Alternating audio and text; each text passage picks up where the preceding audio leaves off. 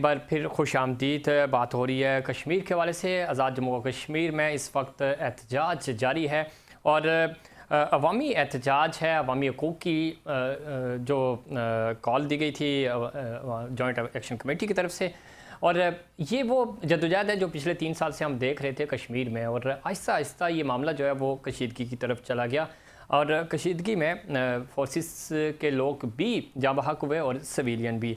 मामला इतना संगीन कैसे हुआ और अब इसका हल क्या है? मुज़ाकरात हो रहे हैं या नहीं हो रहे? बैकडोर चैनल एक्टिव हो चुके हैं?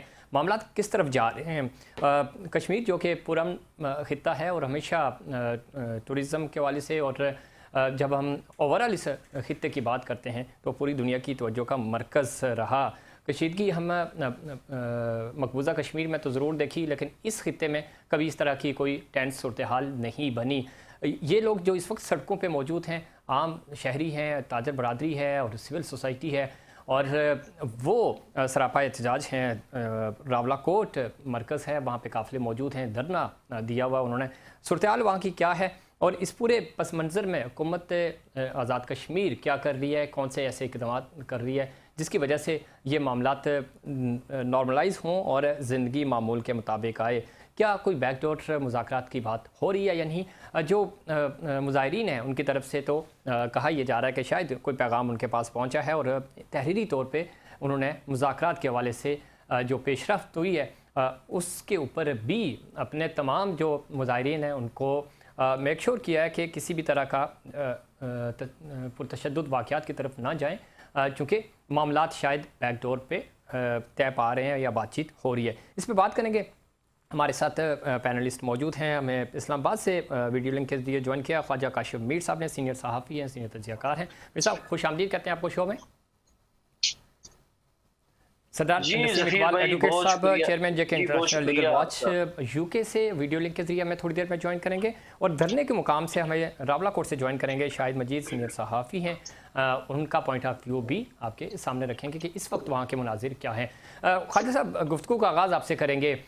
ये मामला इतना बिगड़ा कैसे, और वो तहरीक जो अवामी हकूक़ से शुरू हुई थी पुरतशद्दुद वाक़यात की तरफ कैसे चली गई, और इस वक्त जो मामलात हैं वो क्या है? क्या कोई मुज़ाकरात की तरफ बातचीत चल रही है, क्योंकि हज़ारों लोग इस वक्त सड़कों पे मौजूद हैं वहाँ? देखिए, जिस तरह की कैफियत है कि रावलाकोट के अंदर पूरे मीरपुर डिवीजन से, वहाँ पे सुबनौती से, मंग से, थुराड़ से और मुख्तलिफ जगहों से, हवेली कोटा से जो काफिले हैं वो हज़ारों की तादाद में पहुँच चुके हैं। और शहर के अंदर कर्फ्यू नाफज है, शहर के अंदर दाखिला बंद है। लेकिन शहर के तीनों अतराफ एक बहुत बड़ी तादाद में अलग अलग ग्रुप्स की सूरत में हज़ारों के अफराद मौजूद हैं। और इन लोगों ने, चूँकि इन्होंने कॉल दे रखी थी मुज़फ़्फ़राबाद के मार्च के लिए, तो इन लोगों ने बेसिकली मुज़फ़्फ़राबाद मार्च के लिए निकलना है।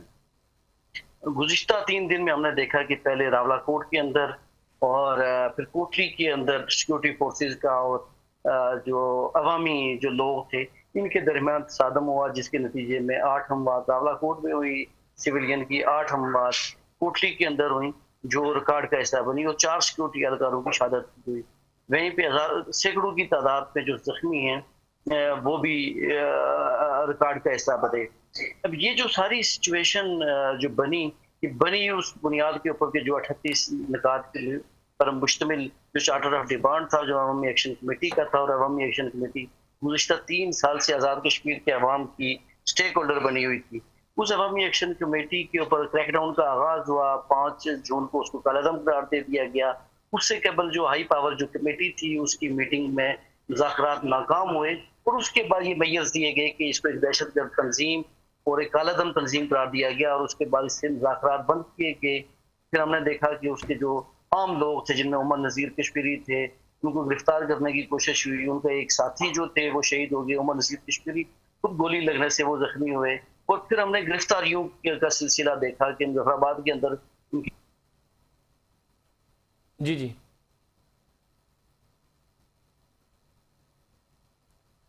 गिरफ्तारियों का सिलसिला भी शुरू हुआ। ऑडियो ड्रॉप हो गई, हम कोशिश करके दोबारा मीर साहब से रब्ता हो और उनका पॉइंट ऑफ व्यू रखेंगे, जिस तरह वो बता भी रहे थे कि इस वक्त क्या सूरत हाल है। मामलात मुज़ाकरात की तरफ जा रहे हैं या नहीं, और इस मसले का हल क्या निकलेगा? चूँकि हज़ारों लोग सड़कों पर मौजूद हैं। अमन अमान बहाल करना एक बड़ा चैलेंज है इस वक्त। और मीर साहब, आपकी ऑडियो आप सुन पा रहे हैं ठीक से हमें?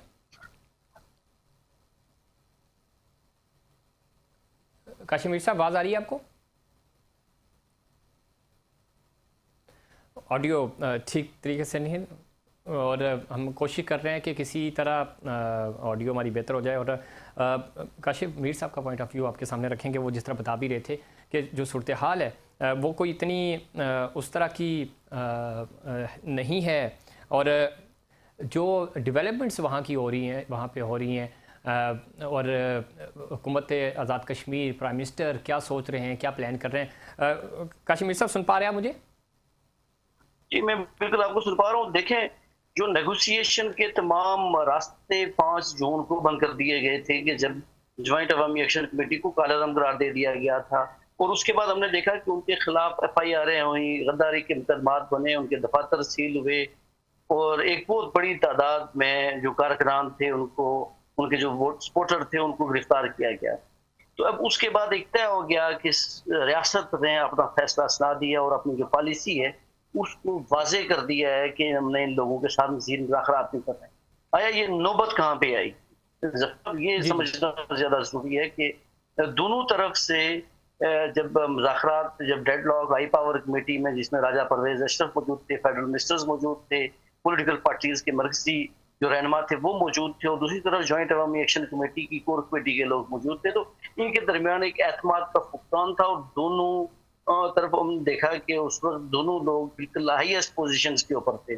ठीक। माजरीन की सीटों के ऊपर मुतालबात थे, उसके ऊपर डेडलॉक हुआ, लेकिन माजरीन की सीटों के अलावा भी हमने अवामी एक्शन कमेटी जिसको कालादम करा दिया गया, उनके जो बकिया से जो 37 निकात थे, जब उनसे बात की तो वो उसके ऊपर भी मुतमईन नहीं थे। उन्होंने कहा कि जी हमें गा गी गे वाली जो बात है वो सारी की जा रही है, लेकिन कुछ सॉलिड चीजें हमारे साथ जो मायदा पहले किया गया था अक्टूबर में, तो उसके ऊपर भी अमल नहीं हुआ, तो लिहाजा हमें इनके ऊपर एतमाद नहीं है। दूसरी तरफ हमें पता है कि आज़ाद कश्मीर में 27 जुलाई को जो इलेक्शन है वो अनाउंस हो चुके हैं। जी जी। दूसरी तरफ मुख्तलिफ पॉलिटिकल पार्टी के लोग अपने अपने उम्मीदवार ला रहे हैं, और ऐसी सिचुएशन जब माजरीन की सीटों की बात हो तो उस दौरान में पाकिस्तान की दोनों जो मेन स्ट्रीम पार्टियां हैं जिनकी AJK के अंदर एक माकूल एग्जिस्टेंस मौजूद है, एक की इस वक्त गवर्नमेंट है, दूसरी अपोजिशन में है मुस्लिम लीग नवाज और पाकिस्तान पीपल्स पार्टी, तो दोनों की नंबर गेम, जो इंतखाबी नंबर गेम है उसकी दौड़ फिर शुरू हुई।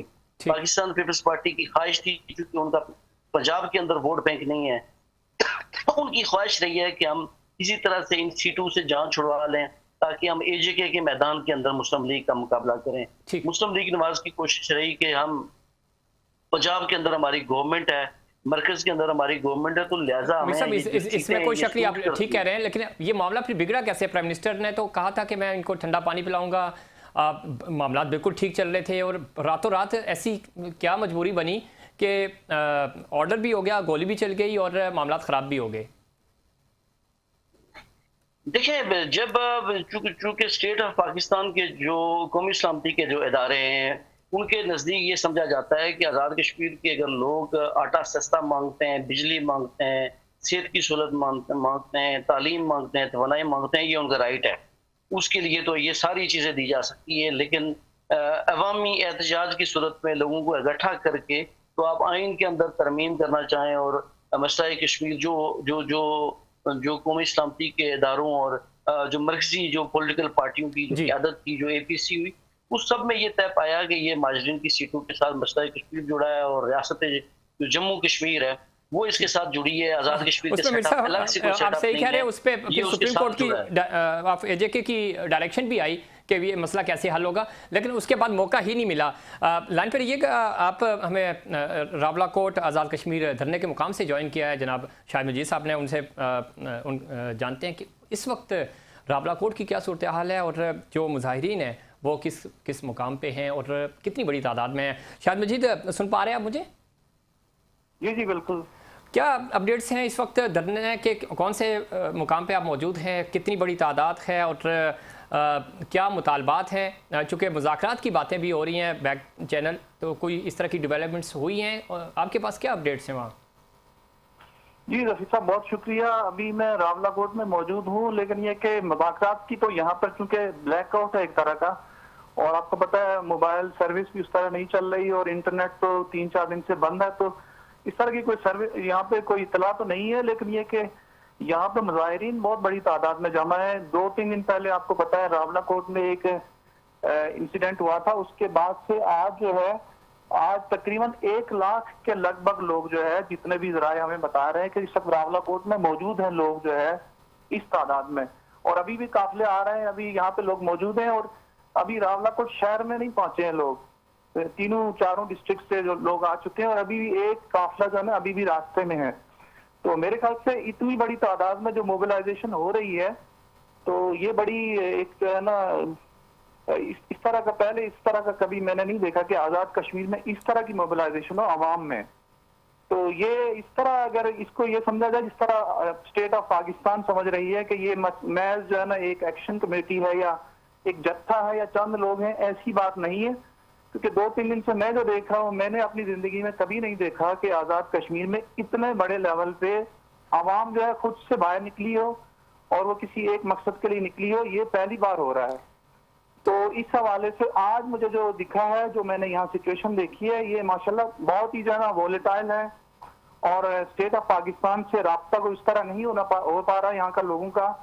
क्योंकि देखिए यहाँ पे अवामी तहरीक एक चल रही है, वो एक अवामी एक्शन कमेटी के हवाले से तो उस पर एक पाबंदी, उसको कलअदम करार दे दिया गया है, और उनके लीडर्स पे इसमें कोई शक नहीं। लेकिन उमर नज़ीर साहब का एक जो वीडियो पैगाम आया, उसमें वो कह रहे हैं कि जो काफिले आ रहे हैं रावलाकोट के मुज़ाफ़ात में, वो उधर ही रुकें, शहर में इंटर ना हो, और जब तक उनको प्लान बी नहीं दिया जाता। दूसरा ये कि उस वीडियो पैगाम में ये बताया गया कि मुज़ाकरात के वाले से उनके पास कोई वफ़द आया या कुछ किसी भी तरीके से उन तक मैसेज पहुँचा है, और उसका उन्होंने तहरीरी जवाब दिया है। उसका जवाब आने तक आप होल्ड रहें, किसी भी तरह का कोई जो पुरतशद्दुद वाक़यात हो रहे हैं या कानून को हाथ में ना लें।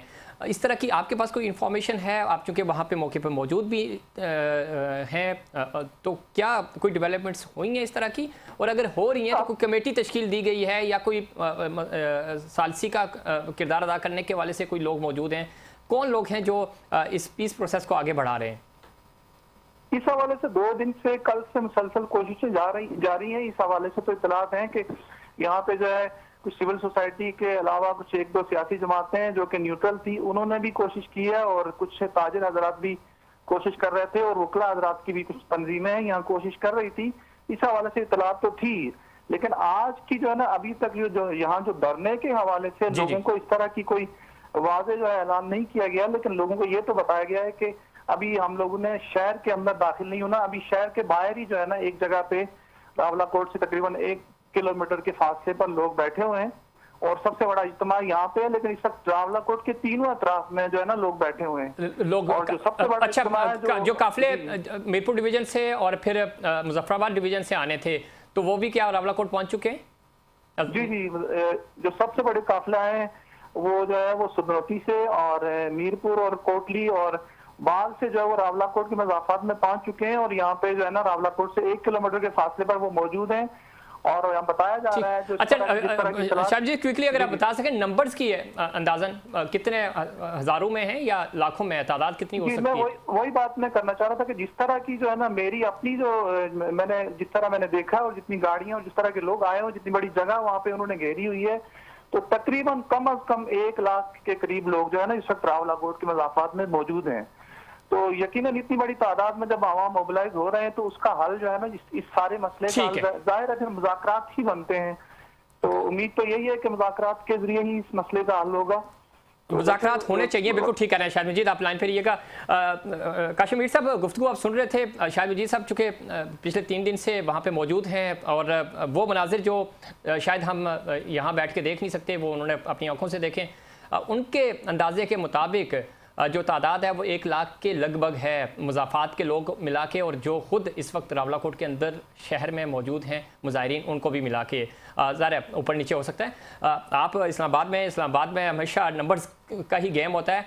वहाँ 5,000 10,000 लोग आ जाएं तो उसको एक बहुत बड़ा क्राउड समझा जाता है। 1 लाख बंदा कश्मीर में लेके जाना, इकट्ठा होना, और आम आवाम, कोई पॉलिटिकल पार्टी नहीं है, ना वहाँ पे पाकिस्तान पीपल्स पार्टी है, ना PTI है, ना कोई जमात इस्लामी है, तो इतने बड़े क्राउड को आप ज़ोर ज़बरदस्ती से तो हैंडल नहीं कर सकते, ताकत के ज़ोर पे तो कुचला नहीं जा सकता। किस तरह देखते हैं? और फिर खुद आप प्राइम मिनिस्टर से आपकी बात कल भी हुई थी, क्या प्लान क्या किया जा रहा है, कैसे टैकल किया जाएगा इतनी बड़ी तादाद को? देखें, मैंने शायद मजीद साहब की गुफ्तगू सुनी है, मेरी आज इनसे गुफ्तगू दिन को नहीं हो सकी, बावजूद कोशिश के, तो इन्होंने बड़ा अपडेट किया, बड़ा डिटेल से अपडेट किया। देखें, जो तादाद है, तादाद के लिहाज से चूँकि मेरे नज़दीक तादाद इम्पॉर्टेंट नहीं है, लोगों के जज्बात इम्पॉर्टेंट हैं, और लोग कहाँ से आए हैं और अपनी सारी कश्तियाँ जला के आए, ये इम्पॉर्टेंट है। वो 20,000 हों, 30 हों, 50 हों, मेरा ख्याल है वो शायद अब मैटर नहीं करता, चूँकि इतनी माकूल तादाद ज़रूर है कि जो प्रेशर के लिए इनफ है, बल्कि उससे ज़्यादा है। और अभी तो लोग पूंछ के लोग, बाग के लोग और बाकी बहुत से एरियाज़ के लोगों ने जुड़ना है मुजफ्फराबाद, इनके आगे जाते हुए। जो IFs के ऊपर, इस्लामाबाद लेवल के ऊपर और पिंडी लेवल के ऊपर जो मीटिंग हुई, मैं अगर उसको आपको अपडेट करूँ कि इस हवाले से खासा कंसर्न था, जहाँ पे लोकल लेवल के ऊपर डिस्ट्रिक्ट बार ने, डिस्ट्रिक्ट प्रेस क्लब ने, वहाँ के लोकल बहुत से जो माजीन हैं, माहिदीन हैं, उन्होंने कोशिशें की हैं। वहाँ पे सुप्रीम कोर्ट और हाई कोर्ट के जो रिटायर चीफ जस्टिस हैं आज़ाद कश्मीर के, जो जजेस हैं रिटायर, उन्होंने भी एक फोरम बना के उन्होंने भी कोशिश की। वो भी एक अच्छा, मेरे पास वक्त खत्म हो रहा है, आखिरी 10 सेकंड है। मीर साहब ये बताइए कि कोई एग्जीक्यूटिव ऑर्डर का इंतजार किया जा रहा है, कोई खबर?